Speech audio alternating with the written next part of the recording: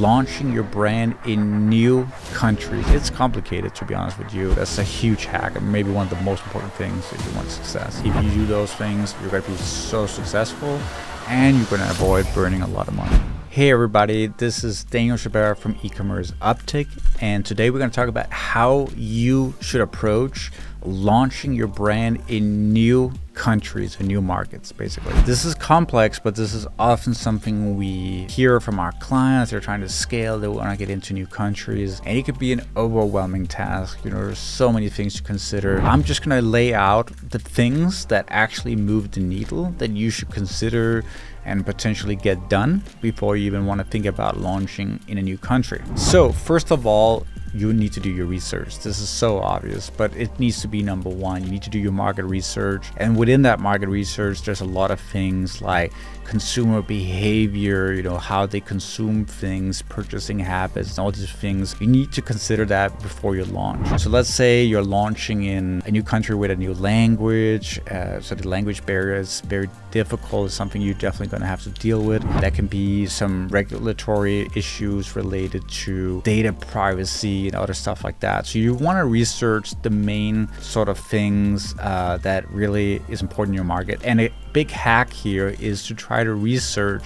what companies help businesses launch and get success in that market. So if I want to launch in Germany, I'm not just going to launch, right? So I'm actually going to look for specialists and agents that can help me get success in the German market in the beginning, and potentially get a shortcut into some of the major issues that businesses have when launching in Germany. And they could tell me about like the legal process, like, you know, what I need to do from a regulatory standpoint, payment issues, and consumption differences that they might have. They might have that data on hand, but you don't. So it does pay off to help someone and pay someone to give you sort of the main things you need to understand when you launch in a new market. Number two, cultural understandings. This one is a little bit difficult, but it's something you need to master as well. So for example, let's say you're launching something like a shampoo or something for the shower. Understanding how people shower, and maybe there's some cultural differences. For example, in Brazil, people shower 2 times a day. In Nordics, people shower once a day most of the time, unless they're maybe working out or something. You could literally double the amount of shampoo you want to sell if you're launching in Brazil, because they're spending way more time in the shower. So you need to understand how people consume that product as well. So let's do another example. Let's say you're doing something for a football club, right? Like or soccer if you're in the US. And you realize that in Europe, we don't have franchises, we have clubs, so we have divisions, and you can get relegated. And you need to understand that a lot of the soccer or football industry in Europe is driven by the community with zero pay.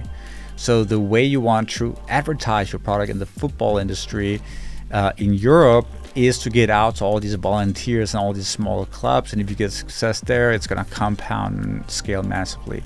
That's totally different in the US, where you probably want to look at the high school and the college market. If you get success there, maybe you can go to the pros. Totally different markets, and if you didn't study those cultural differences, you're never going to have success. So that's really number two here. Number three is logistics and supply chain. This is key. Obviously, if you cannot fulfill the orders from your warehouse in your current location, you will need to have a 3PL, or you will need to set up your entire supply chain, and that can be costly and expensive. If you can get a 3PL, it's a good way to kind of test the water. So I would definitely go that route. Just make sure you understand the economics of it. How do they charge you on returns? And you need to understand the whole fee structure to understand if it's feasible. And you need that for your P&L, so you can understand your unit economics, so you can understand if you're profitable or not in that specific market. Often you can find the top 3PLs. You can look at big brands in, let's say, Germany or whatever market you're launching in. You can try to look at some of the competitors you're benchmarking against to see what 3PLs they might be doing. Sometimes it's possible to kind of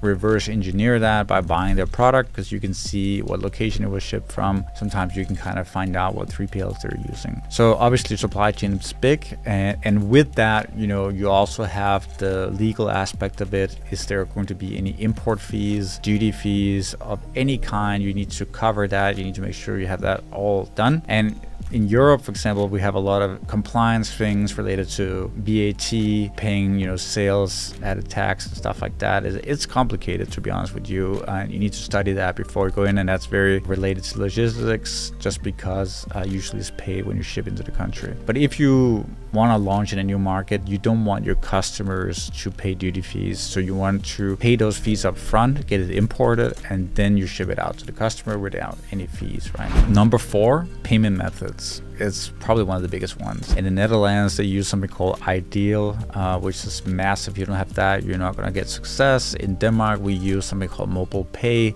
which is where you pay with your phone, as the name suggests. In the US, there are other payment systems that are huge. People want to split their payments. In Sweden, they use Klarna. So there's so many different things to take into consideration. You need your payment methods. Usually, it's not that difficult to set up, so you just need to make sure you get that done. Number 5 is localization. The whole marketing aspect of translating everything on your website and your ads and all that stuff. A lot of these things you already know, but it's a good reminder that if you want to have true success, you need to translate, specifically with countries where the culture is super strong and they don't necessarily speak really good English. The older the generation, the more important it is you localize. The younger it is, the less important it is that you localize. So if your audience is TikTok users from 18 to 25, you might be able to get away with just doing it in English. But again, you could try it out. It's costly to translate, but it's also something that can be done with AI, and then you can get, a native speaker just to go through the content, and in the very end, it just like change a few things here and there that's not correct. So it can be done fast. The ads can be more important to translate than the website itself. Again, something to give you more penetration in the market. But this is a really big hack, is to make sure that the influencers you're working with, this could almost be a separate point on its own, but the influencers have to be local. So if you want to get into a new market, let's say you want to launch in Canada and you don't really have any connection to that country, finding influencers in the big cities, Vancouver, Toronto, and so forth, can help you so much, because people are going to see people they know, and you're going to seem so much more localized. So make connections with them, make sure they become brand ambassadors, make sure you can use them in your marketing, make sure you can run ads through whitelisted pages so that they kind of validate the brand in the local market. That's a huge hack, and maybe one of the most important things if you want success as well.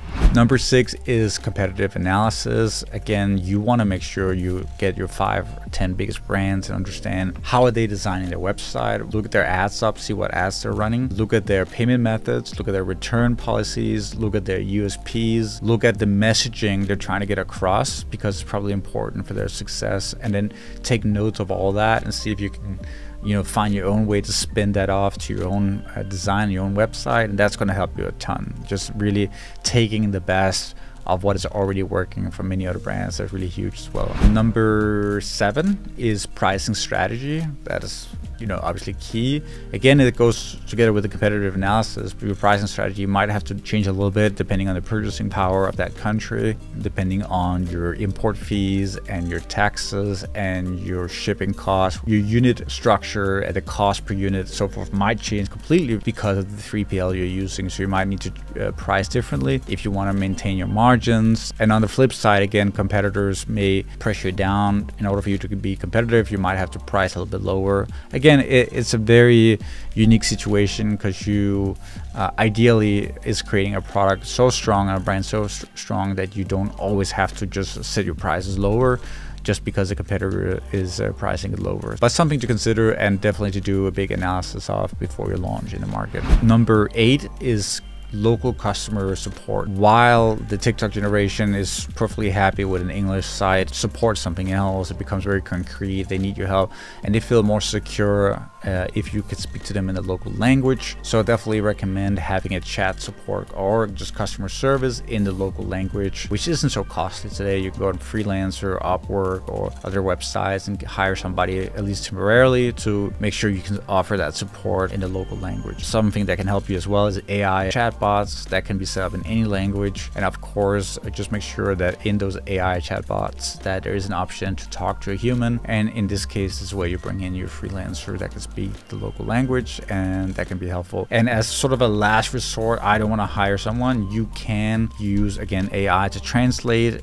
in real time on the support line. Maybe it's chat, maybe it's email. Just be transparent and say, hey, I'm using a software to translate everything I'm saying from English to German or whatever language. And I just want you to know it's not perfect, but this is a way for us to deal with your request in your language, right? And as long as you're transparent and upfront about that, many people will happily support that the language is not perfect, but at least you're trying to do it, so it's better than nothing, right? And number 9 is obviously your marketing and promotion. We talked a little bit about that as well, but that might be some local alternatives or domestic alternatives that can be really powerful. These are often underutilized media that is really, really powerful. That could be outdoor, that could be TV ads, that could be like apps or social media that is really strong in that part of the world or in that country specifically. So for example, if you look at market share on TikTok and Google and smaller apps like Snapchat and so forth, they have different market penetration in every country, and you might see that in some countries certain socials do really well, like Telegram and Discord, and these other ones, they're really strong, for example, in Eastern